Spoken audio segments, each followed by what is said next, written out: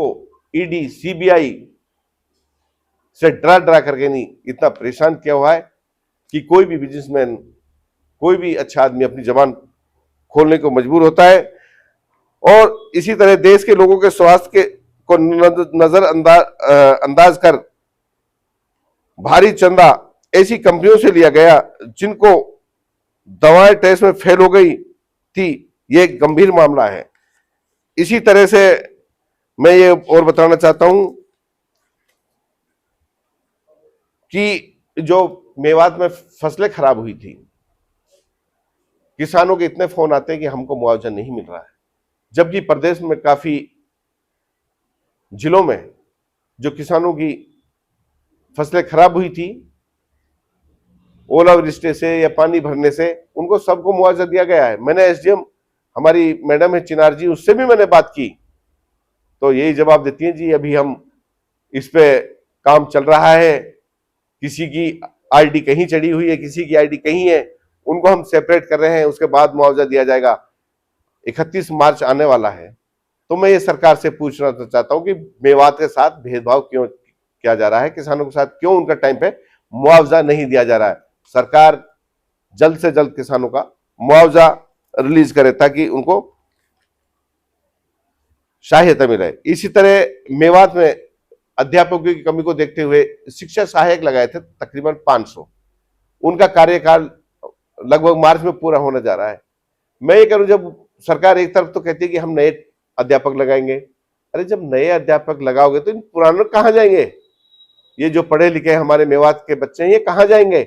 मैं ये कहता हूं कि नए भी लगाओ, साथ में साथ जो हमारे शिक्षा सहायक है इनका भी कार्यकाल सरकार बढ़ाए ताकि हमारे बच्चों को अच्छी शिक्षा मिल सके। मैं कहता हूं सरकार को तकरीबन 9.5 साल बने हो गए हैं। मैं ये पूछना चाहता हूं यहाँ के भाजपा के नेताओं से और भी भाजपा सरकार से, मेवात के लिए इन्होंने क्या किया? मेवात एक एस्पिरेशनल डिस्ट्रिक्ट होते हुए इसको स्पेशल बजट देना चाहिए ताकि ये और जिलों के बराबर आ जाए, लेकिन सरकार की मंशा नहीं है कि मेवात को और जिलों के बराबर लाया जाए। मेवात में विकास हो, मेवात के बच्चों को शिक्षा अच्छी मिले, यहाँ के जो मेडिकल है या फिर सरकारी हॉस्पिटल है वहां दवाइयां मिल सके। मैं ये कहता हूं कि किसी भी प्रकार का सरकार का मेवात वासियों के प्रति कोई भी ध्यान नहीं है। और मैं ये कहता हूं कि माननीय मुख्यमंत्री ने विकास के लिए सभी विधायकों को 5-5 करोड़ रुपए दिए थे। वेगी के नाम पे, विधायक आदर्श ग्राम योजना के नाम पे 2-2 करोड़ रुपए हर साल दिए जाते हैं।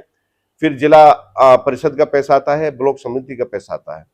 5 लाख तक का तो टेंडर नहीं है, उसके ऊपर तो टेंडर है। हम कह के थके, विधानसभा में मैंने क्वेश्चन लगाया था कि सरकार इन कार्य को क्यों पूरा नहीं करती, टेंडर क्यों नहीं लगाती।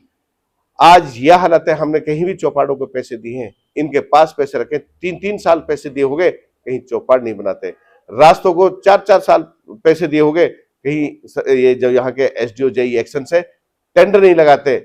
मैं ये पूछना चाहता हूँ सरकार से, इतनी छूट इन ऑफिसर्स को क्यों दी हुई है, क्यों ये टाइम पर काम नहीं करते? मैं ये चाहता हूं जब ये काम पर टाइम करेंगे तो मेवात में भी विकास होगा और मेवात भी और जिलों के भली भांति विकास में आगे आएगी। मैंने एक बात और रखी थी, जो हमारे साथ ये बड़ोदरा एक्सप्रेस हाईवे निकाला है, तो इन्होंने बड़े बड़े सपने दिखाए थे मेवात में विकास होगा, ये बड़ोदरा एक्सप्रेस हाईवे बन रहा है। मैंने ये कहा था कि तिघरा से लेकर के नहीं मरोड़ा तक, जब तक एक कंडीशन है 60 फीट वाइड रोड नहीं होगा तो आप वेयर हाउस वगैरह नहीं बना सकते। तो सरकार से मैंने मांग की थी कि इसके साथ साथ 60 फीट वाइड रोड बनाओ ताकि यहाँ लोग वेयर हाउस बनाए, उनको किराया है, बाहर की और कंपनियां आए यहाँ, लेकिन सरकार ध्यान नहीं देती। मैं तो यही कहता हूं कि ये सरकार पूरी तरह फेल हो चुकी है। लोगों का इस सरकार के ऊपर से विश्वास उठ चुका है। सिर्फ और सिर्फ ये सरकार अपनी बढ़ाई करने के अलावा धरातल पे इनका कोई काम नहीं है।